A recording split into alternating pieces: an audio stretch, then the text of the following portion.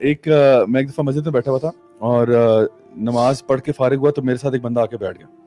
تو کہتا ہے کہ تسی نبی نو نہیں مندے. میں اس بندے کو نہیں جانتا, میرے ساتھ آ کے بیٹھ گیا, کہتا ہے تسی نبی نو نہیں مندے. میں نے کہا بھائی جان کی ہو گیا, ٹھیک ہے. تو کہتا ہے کہ تسی نبی نو نہیں مندے جی. میں نے کہا نہیں, مجھے میری پنجابی اتنی اچھی نہیں ایسے. تو میں نے کہا کہ اچھا بتائیے کیا مسئلہ کیا ہے. تو کہتا ہے کہ اب دیکھیں are you in your senses bro? come on bro. تو میں نے کہا میں تو ہم نہیں مانتے, میں تو اتنا بڑا فتویٰ لگا دیا نبی کو نہیں مانتے. یار کیسی بات کر رہے ہو, یہ تو کفر کا فتویٰ ہے میرے اوپر کہ تم نبی کو نہیں مانتے یار. تو میں نے کہا بھائی کیا ہوا ہے, ٹھیک ہے. تو لوگ ایسا لگتا ہے کوئی دیہاتی سے آدمی.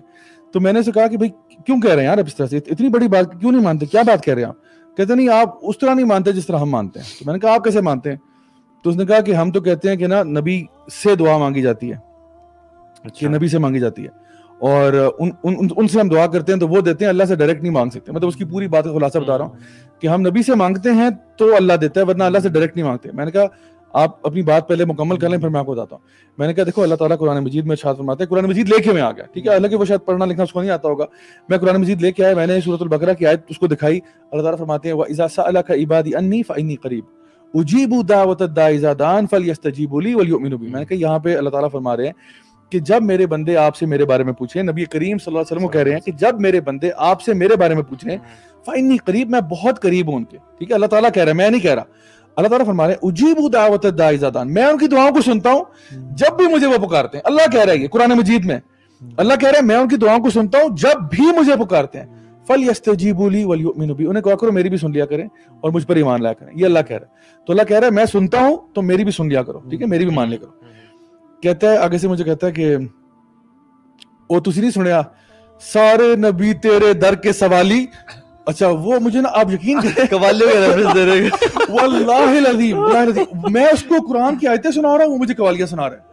میں نے کہا یار اچھا 5-6 دفعہ ایسے ہوا, میں نے اس کو آیتیں سنا رہا ہوں, میں اس کو حدیثیں سنا رہا ہوں کہ الدعا هو العبادہ, یہ وہ. مجھے لگتا ہے کہ میں دیوار سے بات کر رہا ہوں اور میں کوئی بات کروں کہ کہتے او تسی او نہیں سنیا پھر کوئی قوالی جھولی میری, ہاں یہ بھی اسے کہا کہ ہاں یہ بولا.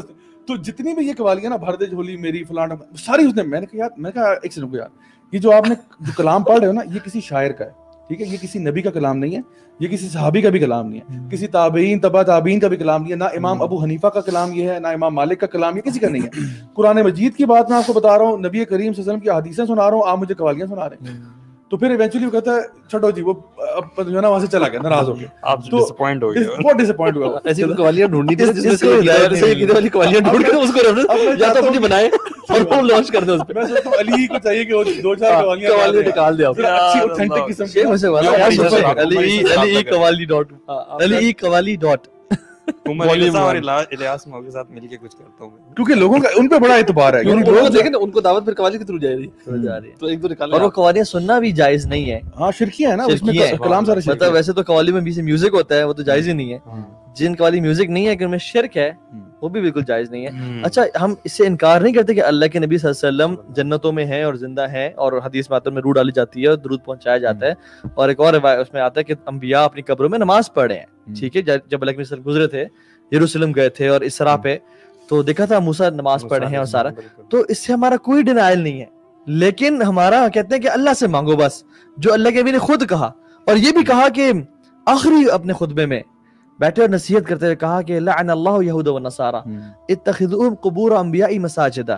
اللہ تعالیٰ کی لعنت ہو یہود و نصارا پہ کہ انہوں نے اپنی انبیاء کی قبروں کو مسجدیں بنا دیا, یعنی انہوں نے منع کیا کہ مسجدیں نہ بناؤ, دعا نہ کرو. اچھا ایک اور دلیل دیتا ہوں آپ کو, جتنی بھی مسنون دعائیں, جتنی بھی مسنون آپ اٹھا کے وہ ساری مسنون دعاؤں کا ذخیرہ یہاں رکھ لیں. سب کہاں سے سٹارٹ ہوتی ہیں؟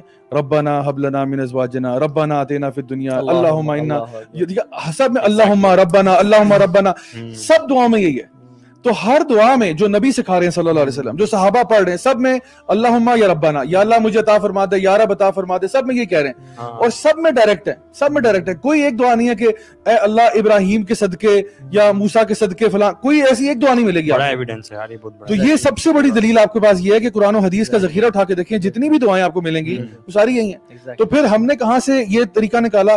تو دیکھیں ہماری کسی سے کوئی دشمنی نہیں ہے. ہم یہ کہتے ہیں دیکھو ہم سارے مسلمان ہیں, ہم سارے اللہ کو مانتے ہیں, ہم سارے نبی کریم صلی اللہ علیہ وسلم کو مانتے ہیں, ہم قرآن مجید کو مانتے ہیں, ہم سب, ہمارے اندر کامن چیزیں بہت زیادہ ہیں اور جو چیزیں ہمیں ڈس یونائٹ کرتی ہیں وہ بہت تھوڑی ہیں, ٹھیک ہے, اختلافات تھوڑے ہیں, کامنالٹیز بہت زیادہ ہیں اور بہت بڑی ہیں. یعنی یہ بات بہت بڑی ہے کہ ہم سب اللہ کو مانتے ہیں, یہ بات بہت بڑی ہے کہ ہم سب نبی کریم صلی اللہ علیہ وسلم کو آخری نبی سمجھتے ہیں, اپنے لیے رول ماڈل سمجھتے ہیں, یہ بہت بڑی بات ہے. اور یہ بھی بہت بڑی بات ہے کہ ہم سب کے سب قرآن مجید کو فالو کرتے ہیں کہ یہ ہمارا مکمل ضابطہ حیات ہے. تو اب بجائے کہ انسان اپنے کسی جس گھر میں ہم پیدا ہو گئے اور وہاں پہ جو کچھ ہم سنتے آ رہے ہیں, کیا پتہ ہمارے پیرنٹس نے غلط بتایا ہو. آپ قرآن پڑھیں, آپ حدیث کا مطالعہ کریں, جتنا جتنا آپ کا علم بڑھے گا نا, انشاءاللہ آپ کو سمجھ میں آئے گا کہ واقعی میں اللہ تعالیٰ کا دین جو ہے وہ میں کس چیز کی طرف رہنمائی کر رہا ہے. جبھی میں خود بحثیں کرتا تھا اپنے ٹیوٹر ٹیچر سے کہ نبی دعائیں سنتے ہیں, نبی میں خود مجھے یاد ہے اپنے مجھے میتھس پڑھاتے تھے وہ کہ نبی غیب جانتے ہیں اور نبی دعائیں سنتے ہیں اور قبول کرتے ہیں. تو مجھے یاد ہے اینڈ آئی واز اس ٹائم میں کہتا یار کتنا کریزی بندہ ہے یار کہ یہ بات نہیں سن رہا, اس کو بات نہیں مان رہا. اور جب میں نے قرآن و حدیث پڑھا اور اصل جو خود دیکھا اور ایویڈنسز پڑھے تو مجھے احساس ہوا کہ I was the one who was crazy. اور اصل میں نا یہ پرسپیکٹیو کا فرق ہے کہ اللہ تعالیٰ نے نبی کو بہت سارا علم بات کا دے دیا. سراقہ بن مالک تمہارا کیا حال ہوگا, اور مختلف بشارتیں جو ہم قیامت کے آثار پڑھتے ہیں وہ دے دیا, لیکن کلی علم نہیں دیا. اور وہ بھی غیب نہیں رہا, جب اللہ کے نبی کو دے دیا تو انہوں نے ساری امت کو بتا دیا. لیکن جو کلی علم ہے کہ اللہ کی ہر چیز جانتے ہیں. کل ہم نے آیات بھی پڑھی جس میں اللہ کی نے کہا, قرآن میں آتا ہے کہ اگر میں غیب جانتا تو میں خیر کثیر اپنے لیے ڈھونڈ لیتا اور ہر شر سے بچ جاتا اور ہر نفع کا سوال کر لیتا. آپ پھر طائف نہ جاتے نا, آپ طائف نہ جاتے, آپ کے جو نا وہ دانت مبارک شہید ہوئے, آپ اپنے آپ کو بچا لیتے. اور ہاں بہت سارے ایسے لائف اسٹرگل ہے. وہ جو واقعہ آتا ہے اس میں صحابی آپ کے کھاتے ہیں, یہودی عورت نے دعوت کی اور زہر ملایا ہوا تھا. آپ صلی اللہ علیہ وسلم کو دستی بہت پسند تھی, ٹھیک ہے, دستی یا ران تھی, آئی تھنک دستی تھی, بہت پسند تھی. تو اس کو زہر میں صحابی نے کھا لیا. اللہ علیہ وسلم جب ڈالنے زبان پہ ٹچ ہوا تو جبریل آ گئے.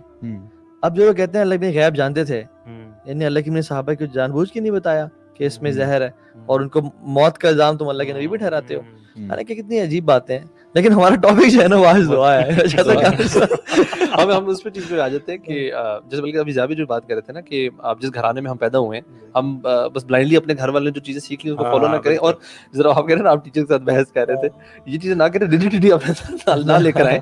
بیکاز آئی تھنک, اور ایک اور جو چیز, ایک میرے ٹیچر نے بڑی اچھی بات کی تھی, انہوں نے کہا تھا کہ یار اگر آپ صرف سنسیئرلی نا ہر نماز میں سورہ فاتحہ میں جو دعا کرتے ہیں نا, اہدنا الصراط المستقیم, دیٹس اے دعا, آپ یہ سنسیئرلی کرنا شروع کر دیں تو یہ جو ساری کنفیوژن ہے نا, یہ انشاءاللہ آپ کی دور ہو جائیں گی. تو اپنے اندر سنسیئرٹی لے آئیں اور تھوڑی سی ریجیڈیٹی ختم کریں, اور obviously علم کے اس پہ سفر پہ شروع ہو جائیں. زابی نے بات کی دعا هو العبادہ, آپ جتنی عبادات دیکھ لیں ان کی جو کرکس اور کور ہے نا وہ دعا ہی تو ہے. بلکہ مخ العبادہ بھی آتا ہے, بیک بون ہے اس کے لیے ساری عبادات کی. عبادت کا ورڈ اور دعا کا ورڈ انٹرچینجبلی یوز ہوتا ہے قرآن میں.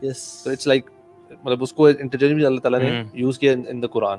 آپ نماز میں دیکھ لیں دعا ہے, آپ حج میں دیکھ لیں, لیکن الحج عرفہ, یعنی حج عرفہ ہے. اور عرفہ کے دن کام کیا ہے, Arafah is not the day for Quran, not the day for sadqa khairat, not the day for anything else except dua, ٹھیک ہے.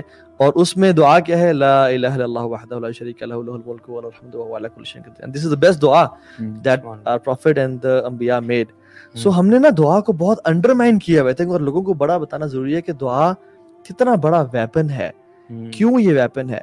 اللہ تعالیٰ کو ناپسند ہے کہ آپ اسے دن گزر جائیں اور دعا نہ کریں.